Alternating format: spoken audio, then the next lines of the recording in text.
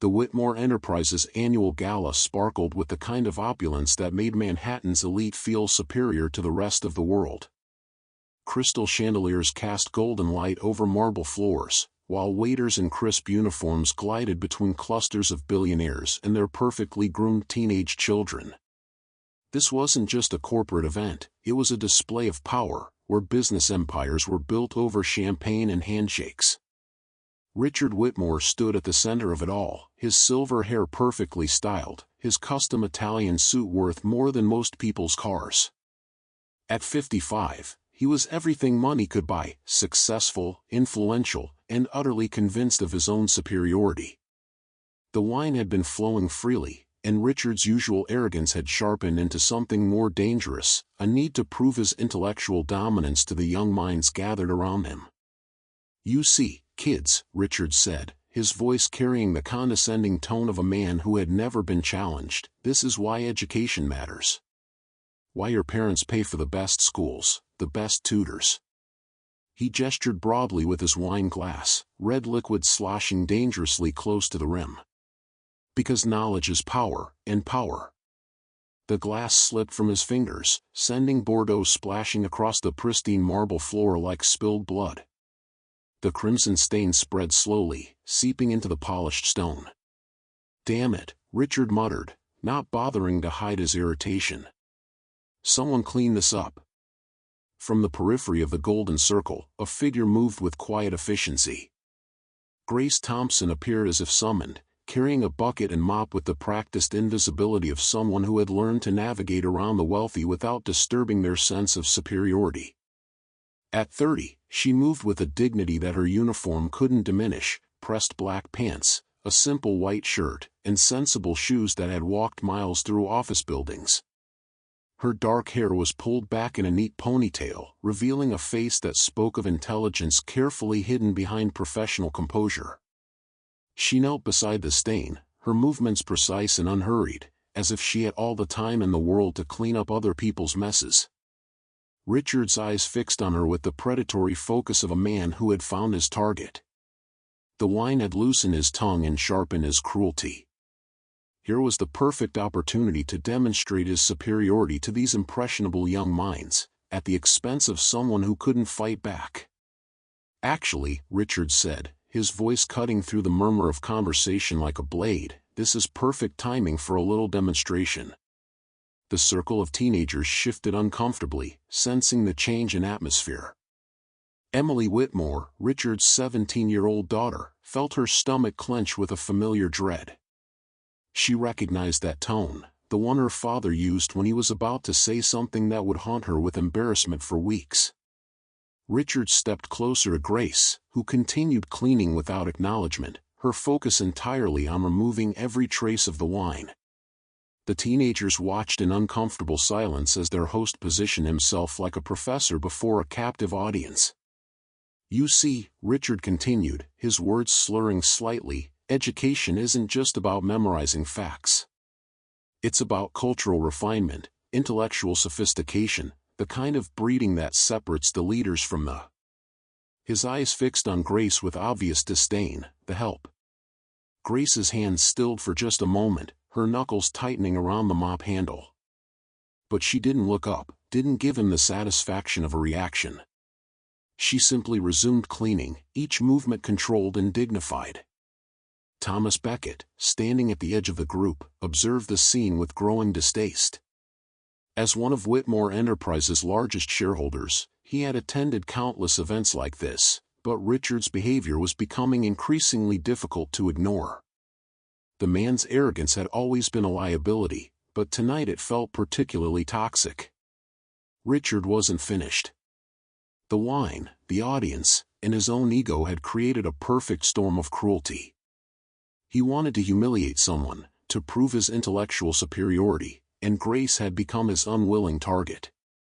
"In fact," Richard said, his smile turning predatory, "let me demonstrate exactly what I mean." The challenge. Richard's voice rose above the ambient noise of the gala, commanding attention from nearby conversations. More guests began to drift toward the spectacle, drawn by the magnetic pull of social drama. Emily felt her cheeks burn with anticipatory shame, knowing her father was about to cross a line he wouldn't be able to uncross. "I'll give you all my money if you can translate this," Richard announced, his words carrying across the marble floor with the confidence of a man who had never been wrong about anything. The challenge hung in the air like a threat, and every person within earshot understood the unspoken message: this was about to be a public execution of someone's dignity. Grace's hands stilled on the mop. Slowly, deliberately, she straightened to her full height, her dark eyes finally meeting Richard's gaze. There was no anger in her expression, no hurt or embarrassment, just a calm assessment that seemed to see right through his expensive facade to something much smaller beneath. The circle of teenagers stood frozen, caught between fascination and horror. They had been raised in this world of casual cruelty disguised as sophistication, but something about this moment felt different. More dangerous. Richard cleared his throat dramatically, relishing his moment in the spotlight. He had always prided himself on his classical education, his ability to pepper conversations with Latin phrases that made others feel intellectually inferior. It was one of his favorite weapons, deployed strategically to remind people of their place in the hierarchy. Veritas temporis filia, Richard pronounced with theatrical flair, his pronunciation carrying the American confidence of someone who had learned Latin from expensive tutors but had never bothered to perfect it. Let's see if our scholarly janitor can handle a little classical education. The phrase echoed in the sudden silence, and Richard's smile widened as he waited for the inevitable moment of confusion, the stammered apology, the confirmation of his intellectual superiority. This was how the world worked: those who had access to the best education demonstrated their refinement, while those who cleaned up after them accepted their limitations with appropriate humility. But Grace didn't stammer. She didn't apologize. Instead, she tilted her head slightly, as if considering not the challenge itself but the man who had issued it. Her silence stretched longer than Richard had expected, and something in her stillness began to make him uncomfortable. The teenagers shifted nervously. Emily closed her eyes, wishing she could disappear entirely. Thomas Beckett leaned forward slightly, his businessman's instincts telling him that something was about to go very wrong for Richard Whitmore. And in that moment of suspended tension, Grace smiled, not the apologetic smile of someone accepting their place, but the gentle, knowing smile of someone who had just been handed an unexpected gift. The silence breaks. The silence in the golden circle had weight to it, pressing down on everyone like the air before a thunderstorm. Richard's confident smile began to waver as Grace continued to study him with those dark, intelligent eyes that seemed to see far more than he was comfortable with. When Grace finally spoke, her voice was soft but carried clearly in the sudden hush. "Veritas filia temporis," she said, her pronunciation crisp and perfect, each syllable shaped with the precision of someone who understood not just the words but their weight. "Truth is the daughter of time." The correction was subtle but unmistakable. Where Richard had mangled the grammar, Grace delivered it flawlessly. Where his accent had been clumsy and Americanized, hers carried the musical precision of classical Latin spoken by someone who understood its elegance. Richard's face went through a series of micro-expressions: confusion, realization, and then the first flush of embarrassment. But Grace wasn't finished. Although, she continued, her tone remaining gentle and conversational, "I should mention that your pronunciation suggests you learned from the Palmer method, which is charming, but not quite accurate. The C in filia should be harder, and the emphasis falls differently when you understand the poetic meter Cicero intended."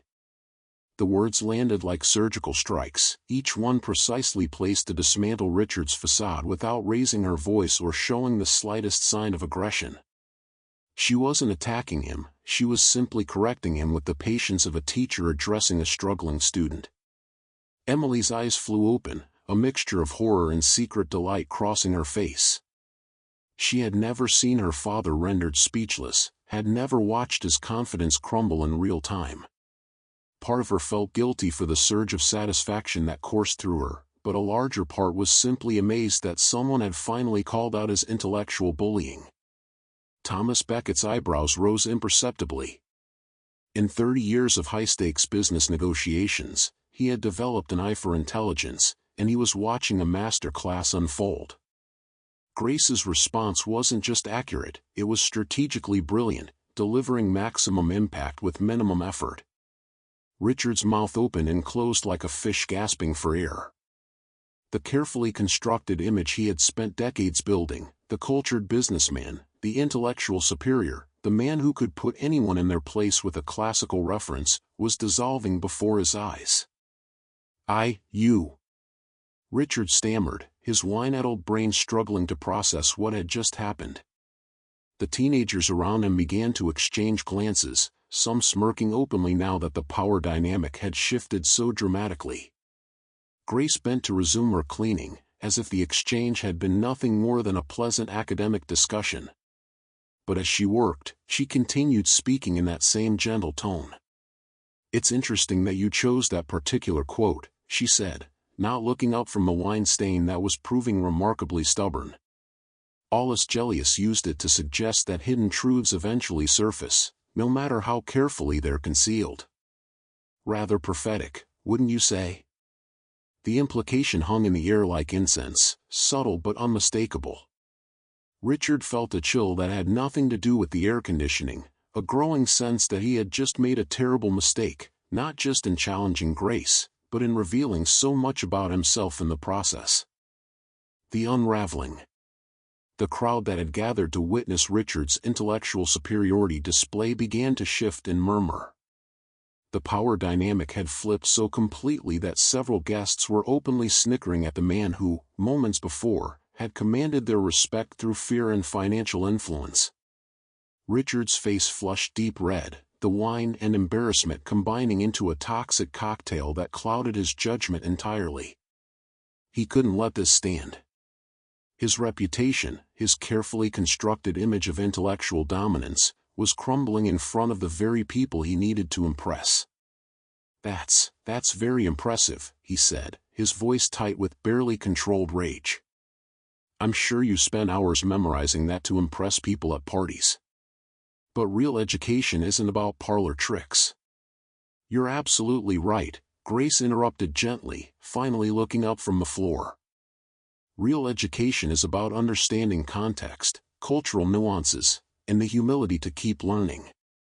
For instance, did you know that Cicero himself would have been horrified by your pronunciation? He was quite particular about proper Latin, especially when used to diminish others."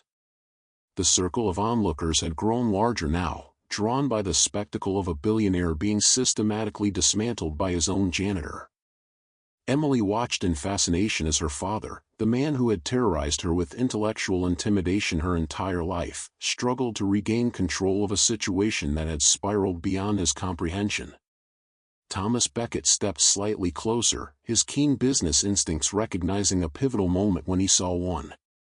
He had been looking for reasons to distance himself from Richard's increasingly toxic behavior, and this public display of cruelty followed by spectacular failure was providing exactly the excuse he needed.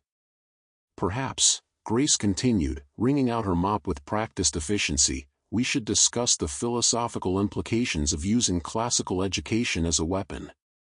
Marcus Aurelius had some fascinating thoughts on the relationship between knowledge and character. Would you like me to quote him in the original Greek?" The offer was delivered with such gentle sincerity that it took Richard a moment to realize he was being eviscerated. Around him, the teenagers were no longer trying to hide their amusement. Several were recording on their phones, capturing the moment for posterity, and for social media. Richard's carefully constructed world was collapsing in real time. His daughter was looking at him with an expression he had never seen before, not fear or intimidation, but something approaching pity. His business associates were backing away, literally and figuratively, from a man who had just revealed himself to be far smaller than his bank account suggested. But it was Thomas Beckett's expression that should have terrified him most. The older man was watching Richard with the cold calculation of someone reassessing a business relationship and finding it wanting. "I think," Thomas said quietly, his voice cutting through the murmur of conversation, we've all learned something valuable tonight." The words were simple, but their implication was clear. This wasn't just embarrassment, this was the beginning of real consequences. The proposition. As the crowd began to disperse, their appetite for drama satisfied by the spectacular reversal they had just witnessed, Thomas Becket remained. He stood patiently while Grace finished cleaning the wine stain, methodically returning the marble floor to its pristine condition. Her movements were unhurried, professional, as if she hadn't just delivered one of the most elegant intellectual takedowns in Manhattan social history. Richard had retreated with his tail between his legs, trailing a group of confused teenagers who were still processing what they had witnessed. Emily lingered longest, catching Grace's eye and mouthing a silent thank you before following her mortified father toward the bar.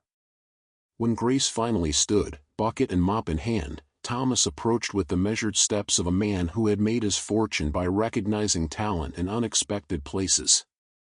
"Excuse me, miss," he began, his voice carrying the quiet authority of genuine power, the kind that didn't need to announce itself with loud challenges or cruel demonstrations.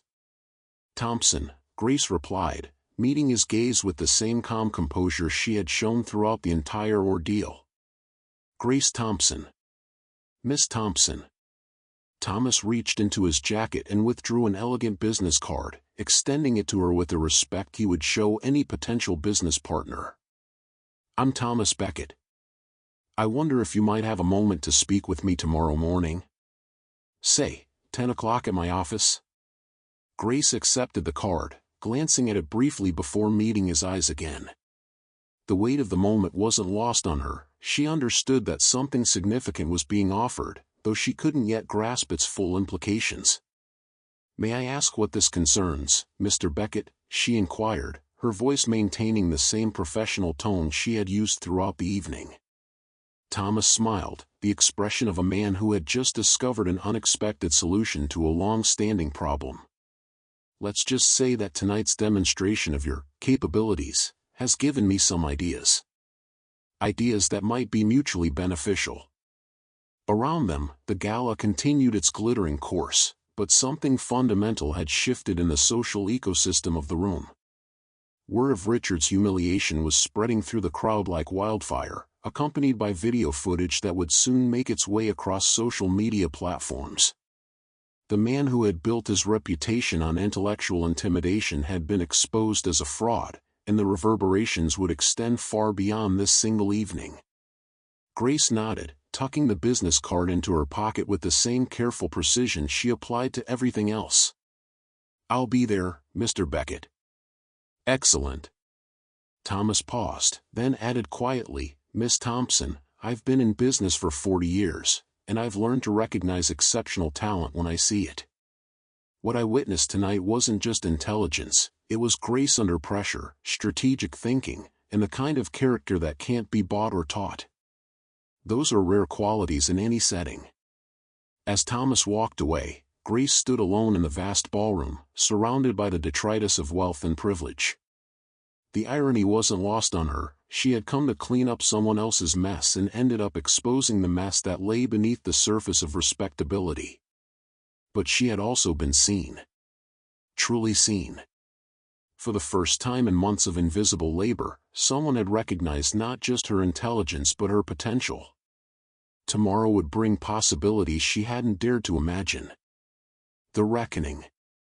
The next morning arrived gray and drizzling, as if Manhattan itself was reflecting the mood in Richard Whitmore's corner office. He sat behind his massive mahogany desk, staring at his phone screen with the expression of a man watching his empire crumble in real time. The video of his humiliation had gone viral overnight, accumulating millions of views and spawning countless memes that turned his moment of intellectual bullying into a global symbol of entitled arrogance meeting its match. His assistant had fielded dozens of calls from reporters wanting comments about the translation challenge, as social media had dubbed it. The New York Post was running a front-page story titled "Billionaire's Latin Lesson Goes Wrong." Forbes was preparing a piece on the dangers of corporate arrogance. The damage wasn't just to his ego, it was threatening the very foundation of his business empire. The phone rang, cutting through his spiral of self-pity like a blade. Richard glanced at the caller ID and felt his blood run cold. Thomas Beckett. One of his largest investors, a man whose financial backing had been crucial to several major deals over the past decade. Thomas, Richard answered, trying to inject confidence into his voice. I hope you're calling about the Santiago project. The numbers look fantastic. Richard. Thomas's voice was cold, carrying the kind of finality that Richard had heard him use when terminating business relationships. We need to talk. Of course, of course. When would be convenient? I have some time this afternoon. No, Richard. We need to talk now. I'm calling to inform you that I'll be withdrawing my investment from Whitmore Enterprises, effective immediately. The words hit Richard like a physical blow.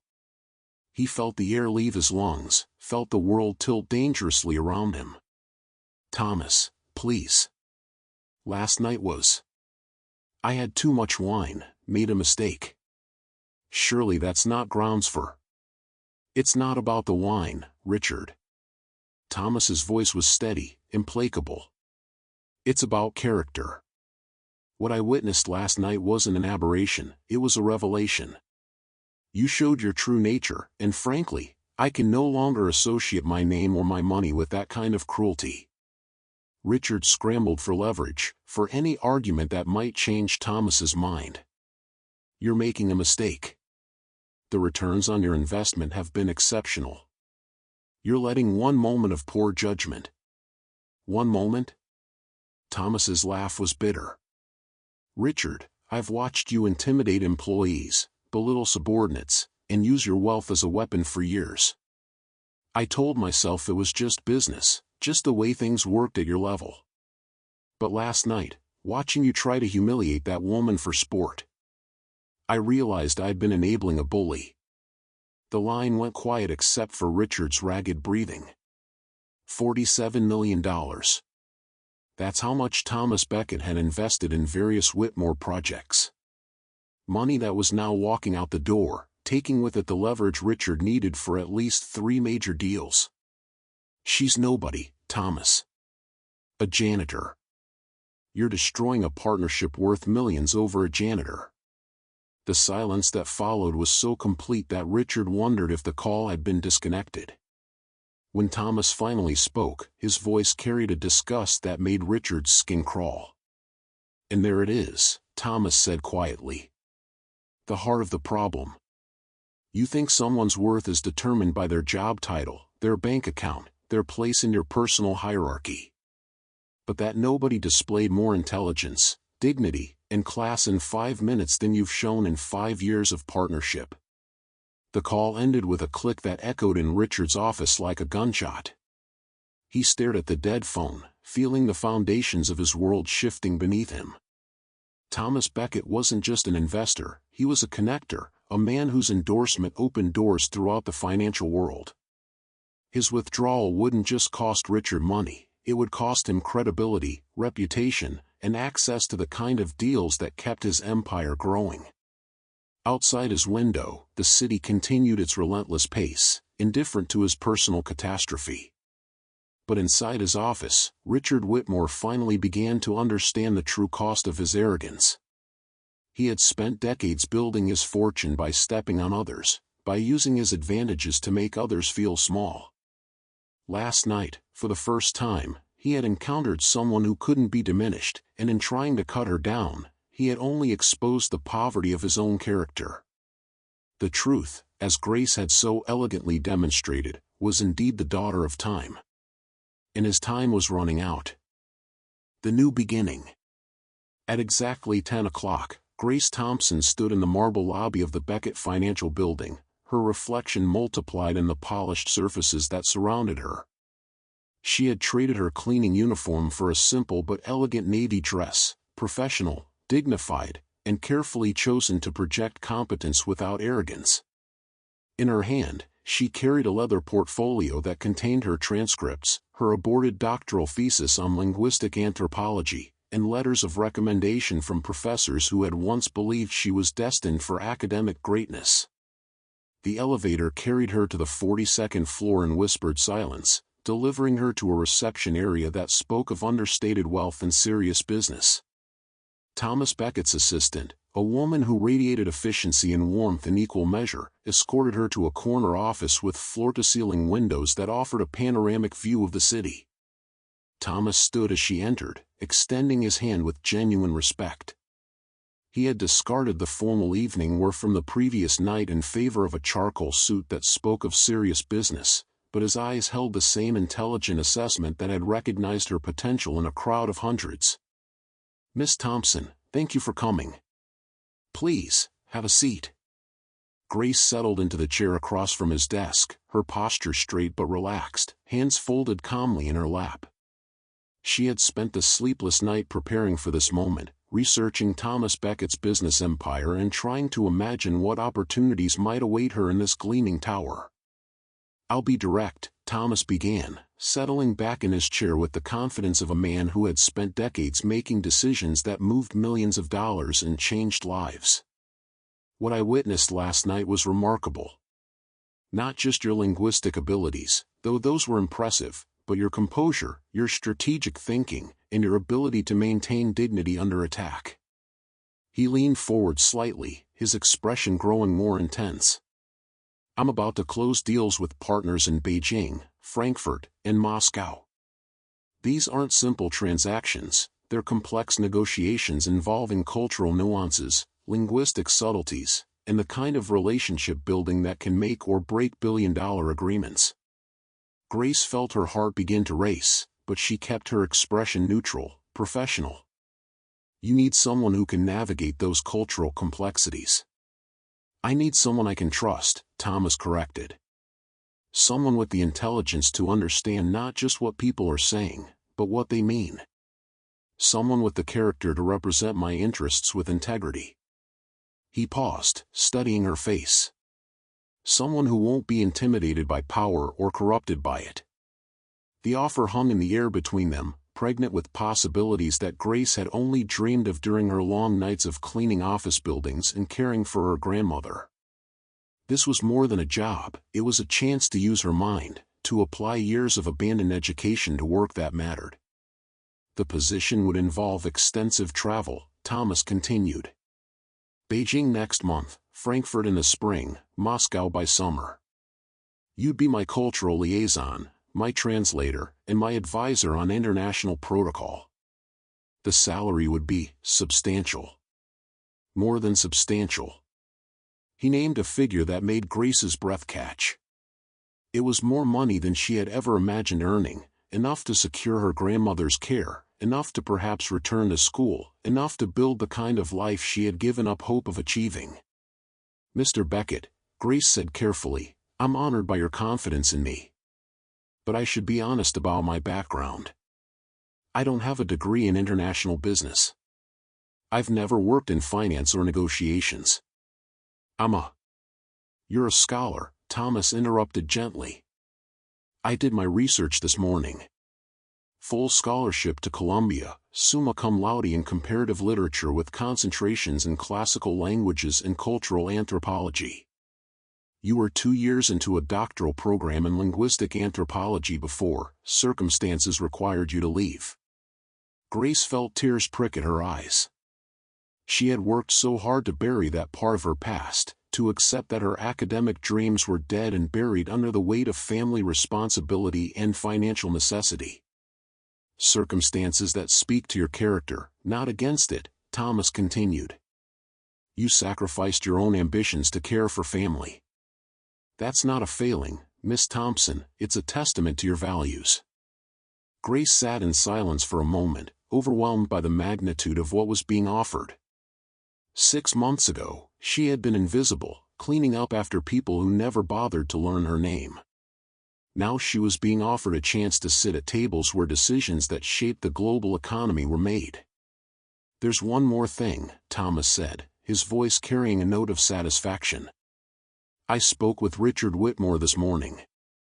Informed him that I was withdrawing my investment from his company. $47 million, walked away because I refused to do business with bullies." The words sent a shock through Grace.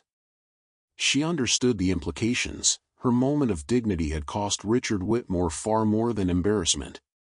It had cost him real money, real power, real consequences. "Knowledge doesn't always wear a suit," Thomas said, echoing the sentiment that would soon become a rallying cry across social media platforms. "Sometimes it carries a mop and speaks 4 languages. Sometimes it has the wisdom to know that true strength comes not from tearing others down, but from lifting them up." Grace met his eyes and saw not pity or charity, but recognition. For the first time in years, someone was seeing her not as she appeared to be, but as she truly was. "When do I start?" she asked. Thomas smiled, the expression of a man who had just made an excellent investment. "How does Monday sound?" As Grace left the Beckett building that afternoon, her portfolio replaced by a contract that would change her life, she paused on the sidewalk to look up at the gleaming towers that stretched toward the sky. Somewhere in one of those buildings, Richard Whitmore was probably dealing with the consequences of his cruelty. But Grace found that she felt no satisfaction in his downfall, only a quiet determination to prove worthy of the opportunity she had been given. The truth had indeed been the daughter of time. And now, finally, it was her time to rise. In the years that followed, Grace Thompson would become one of the most respected cultural consultants in international business, her name whispered with admiration in boardrooms from Manhattan to Hong Kong. She would complete her doctoral thesis, establish a foundation for academic scholarships for working-class students, and prove that intelligence and dignity could triumph over wealth and arrogance. But it all began with a moment of grace under pressure, a classical Latin phrase, and the courage to speak truth to power, even when power was holding all the cards. Sometimes the most profound victories are won not with weapons or wealth, but with knowledge, dignity, and the quiet strength to stand tall when others try to make you kneel. And sometimes, just sometimes, the janitor is the smartest person in the room.